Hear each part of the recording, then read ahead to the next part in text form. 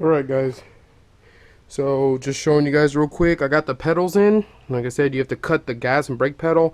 The clutch, it looks like it's off because it's not, if you can see here, it's not bolted all the way in. I just cut the holes and got it positioned, and it's basically what you got to do is you got to bolt it up snug, or have somebody hold it, while you can make sure you measure it across the horizontal plane where the side bolt is that holds the actual pedal into the bracket has to be even with the brake pedal. So right now, of course, the clutch pedal, because it's not in properly and it's not bolted, it's forward, but I measured it across. I had my wife hold the pedals like real tight, as long as, you know, and where it's supposed to be, where I drilled the holes, and she measured it across, and it's like perfectly level. I did screw up a little bit here because all I had was a grinder, so I had to cut a bigger square out. I have a hole here that's going to be for one of the bolts, but on the other side, as you can see, it's empty here and there's nothing there. So what I'm planning to do is I'm going to get like rubber seal, garage door seal, I guess, or something similar to that, or like door seal. Maybe I'll take it from this car, from the Mark IV. Nah, that's a good idea. Yeah, I was going to put door seal around it. Maybe cut it, you know, a little bit to make it shorter and thinner, but so that so that the hose doesn't rub against the metal with vibration and cut it. So right here, this is the hose. I mean, it shouldn't even touch, but I think it'll be real nice if I cut the seal like halfway, because the thickness is pretty thick. So if I cut it halfway down and stick it on here, it should be a perfect, nice little snug fit, so that water won't get in and stuff, and then I can put the last bolt through. Brake boosters in, master cylinder. I got to figure out what I'm going to do with those the 3 original holes that are there. I'm going to read up and see if anybody has any good ideas about what to do with those holes from the original brake booster.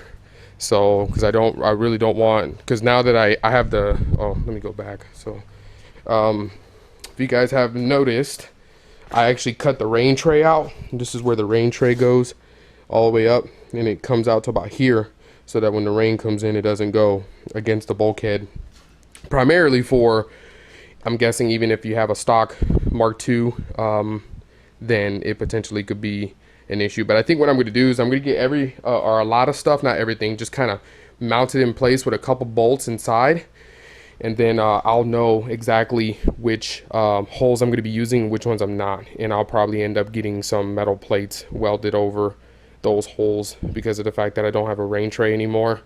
So I have the little rubber seals, but that's another thing. Another issue is I'm trying to locate where I can order. I haven't really looked so much, but this is one right here.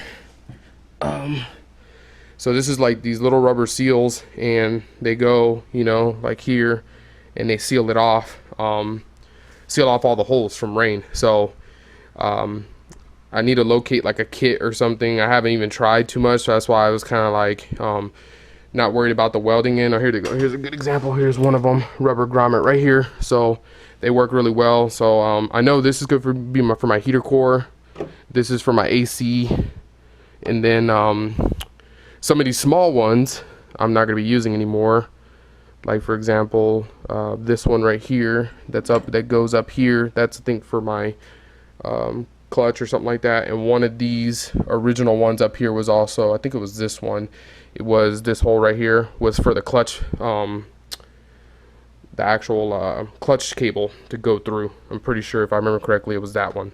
So but I know they sell the grommets. I just have to call a few places and see if they can just sell me like a kit, because I think I just saw them like individual, and they're like $1.50 or some crap like that.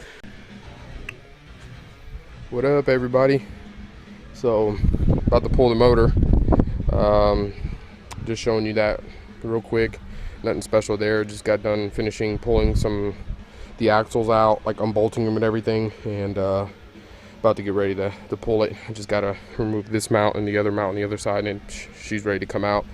There's a couple things that's still hooked up though, but I'll figure it out when I start to pull it out and get access to them. Main reason I'm talking is because I have to actually stop working on this right now for a little bit, and I have to work on my wagon because I have a guy come in to pick up the bumper, the GTI front end. I put it up for sale with a few of the other aftermarket parts I have. basically I'm just putting this one back to stock because I need a, you know, what's the word I'm looking for? Because after the Mark II is fully up and running, I'm going to trade in my wagon next year for a Touareg. I need something that can actually tow, and because I'm always borrowing like stuff from friends, like trucks and SUVs that can tow, just because, you know, I need to bring something kind of heavy. So I got my eyes set on the Touareg, and I'm putting so much money into the Mark II right now that, you know, might as well just keep it going there. So also realized that this piece is leaking.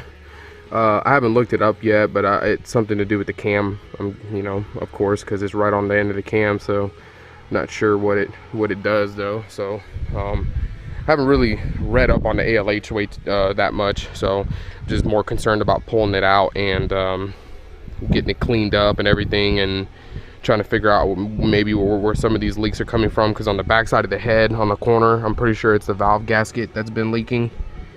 Looks like it. So I need to do a valve gasket and a few other things, which I wanted to look at the cam anyway when I take it out. Hopefully everything's good.